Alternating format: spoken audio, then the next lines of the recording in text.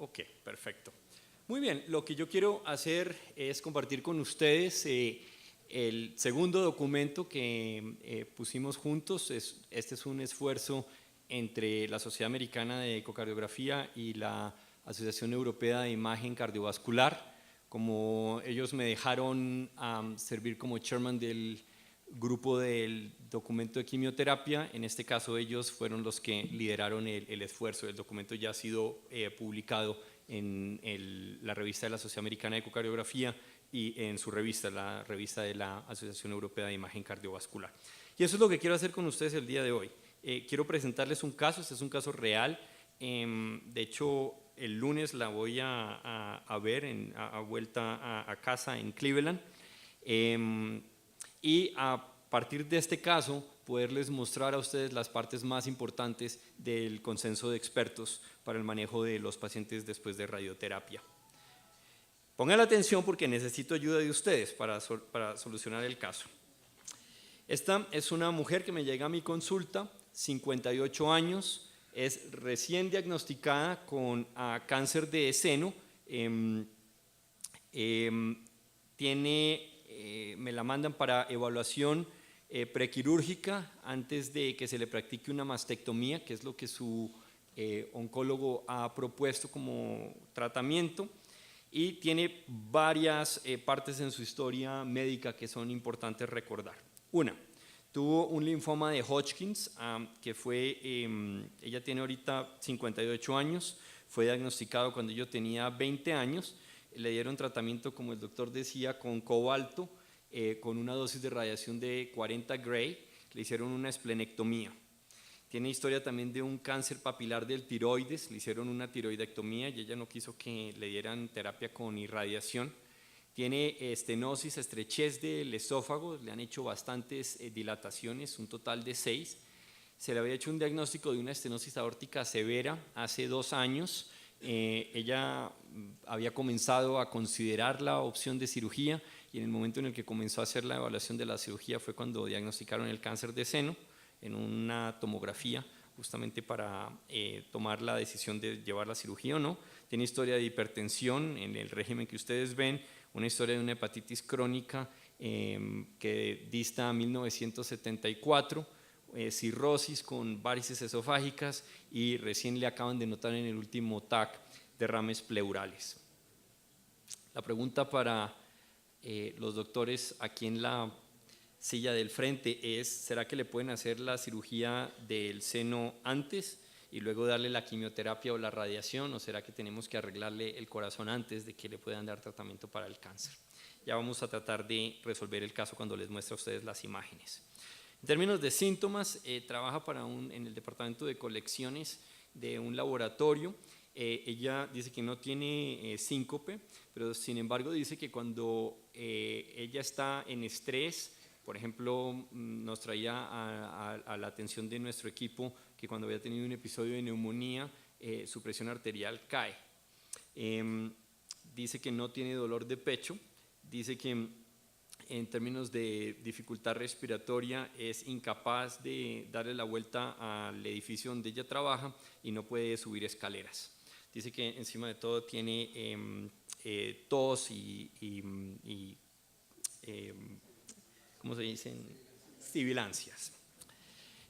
Al examen físico, su presión arterial era de 167/74, se le encontraba un soplo sistólico en la base del corazón y el fellow reportaba la presencia de un edema sin fobia en las manos y en las piernas, que ella atribuía a unos linfáticos tapados como efecto de la radioterapia.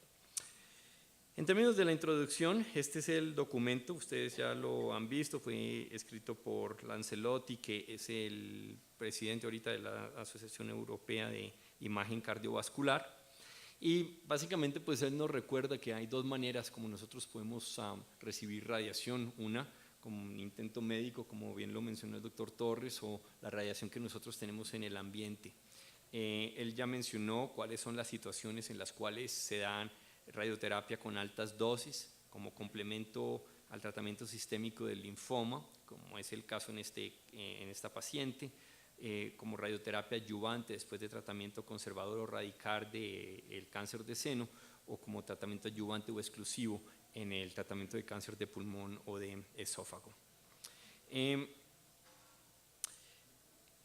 Uno de los problemas grandes, como lo mencionó el doctor Torres, es que la prevalencia precisa de cuántos pacientes desarrollan daño por radioterapia en este momento no la conocemos. Y las razones son las siguientes: la mayoría de los estudios que nosotros tenemos vienen de centros únicos, son estudios retrospectivos, no mencionan las terapias y las estrategias que el doctor mencionó, sino las estrategias viejas. Muchos de estos pacientes nunca tuvieron una evaluación basal antes de que se le diera el tratamiento con radioterapia. Interesantemente, los pacientes que tienen enfermedad coronaria fueron excluidos. En los protocolos nuevos, la reducción de dosis y la limitación en los campos de radiación, pues obviamente no estuvieron involucrados en ninguno de estos estudios.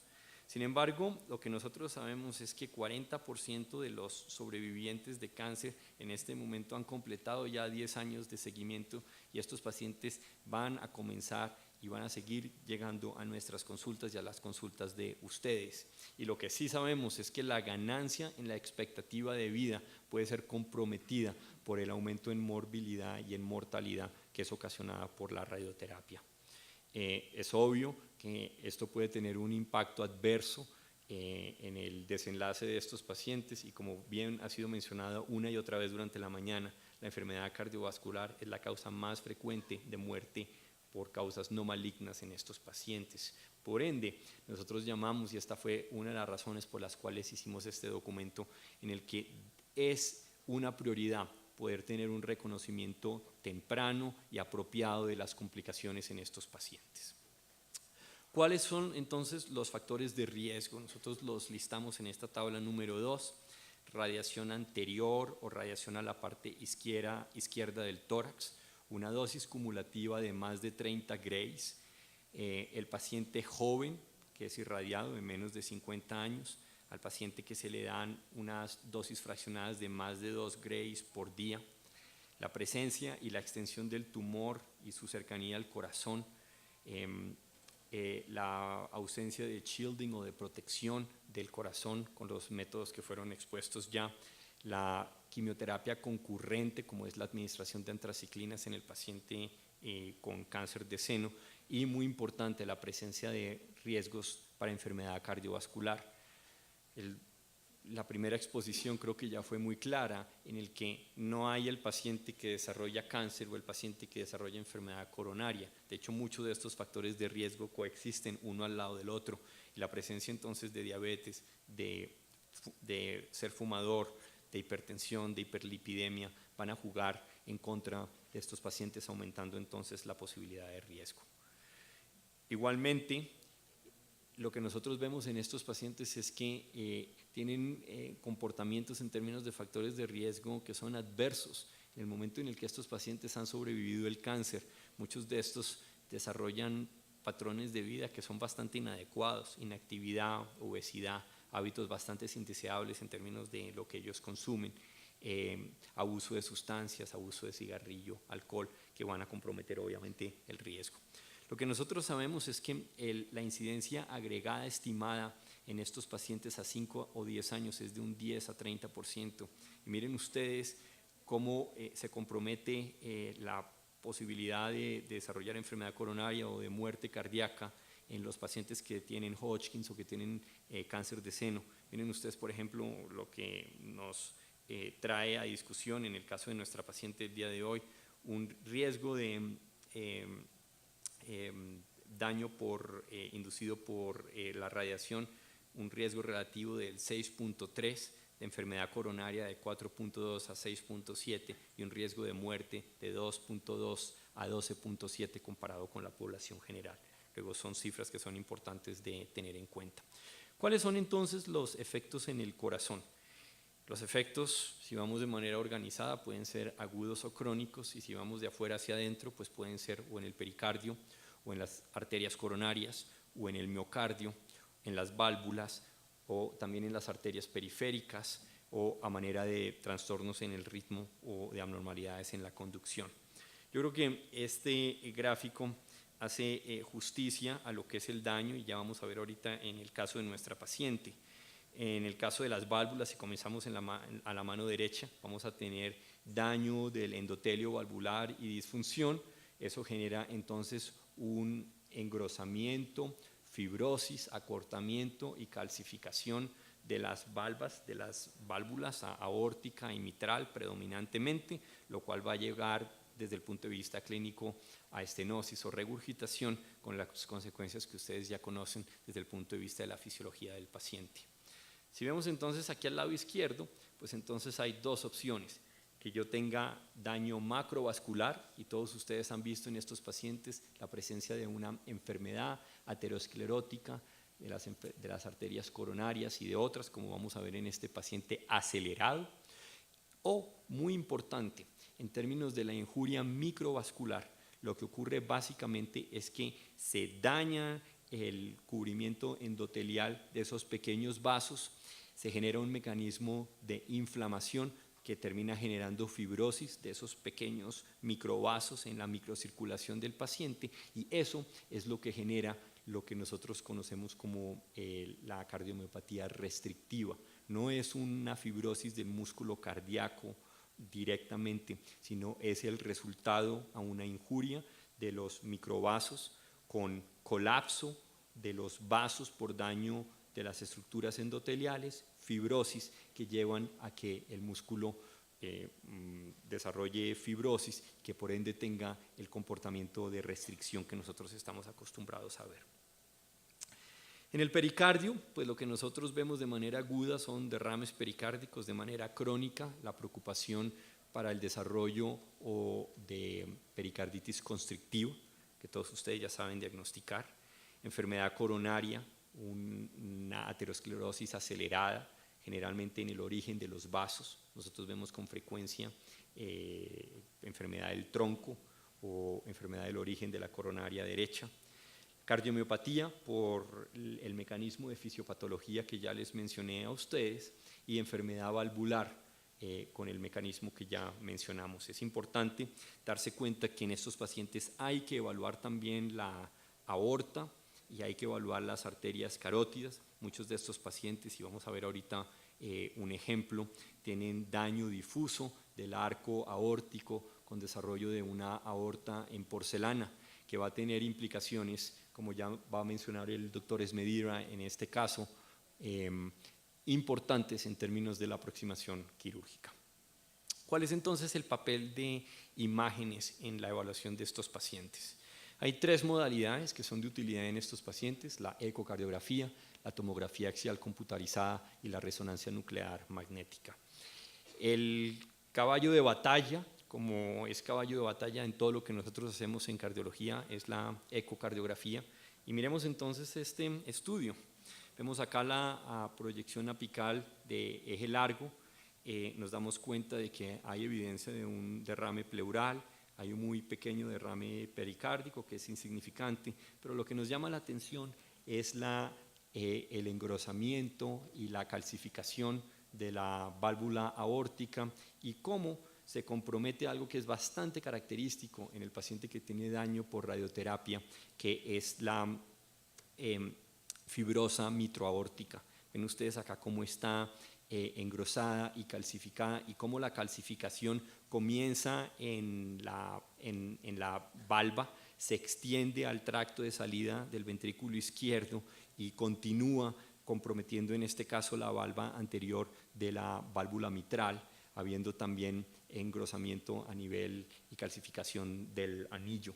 Miren ustedes cómo la estenosis mitral que se genera en este caso es a nivel del anillo y se porta de una manera muy diferente a lo que ustedes están acostumbrados a ver en el paciente que tiene enfermedad reumática, donde el compromiso es de las comisuras, y por ende entonces la aproximación a estos pacientes tiene que ser diferente, porque el ir y hacer una valvuloplastia no nos va a solucionar el problema, es una alternativa inadecuada para estos pacientes.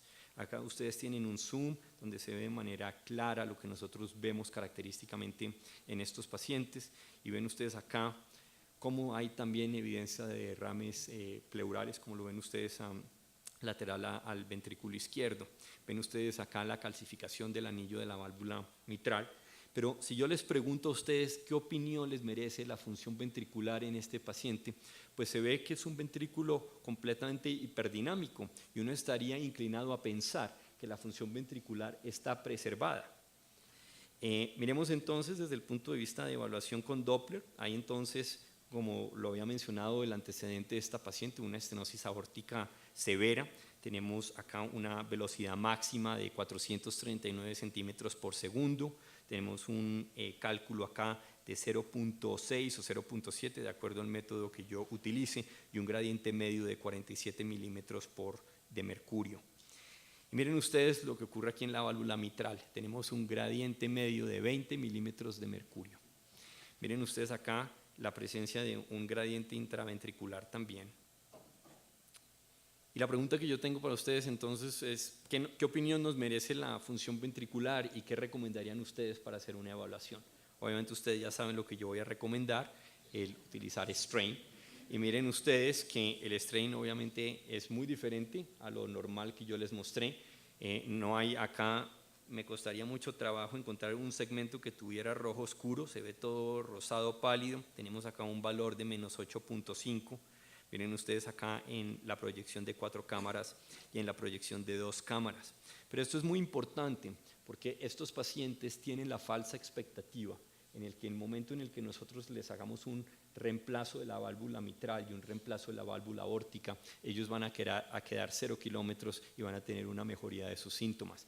Con estas imágenes, nosotros y los cirujanos que nos ayudan en el manejo de estos pacientes, nos sentamos enfrente del paciente y le mostramos cómo hay evidencia ahora con imágenes que antes no las teníamos, porque ustedes veían antes un ventrículo que era hiperdinámico. Ahora yo le puedo decir al paciente, yo tengo evidencia clara de que usted ha tenido un daño en su funcionamiento miocárdico y que nosotros no vamos a ser capaces de repararlo.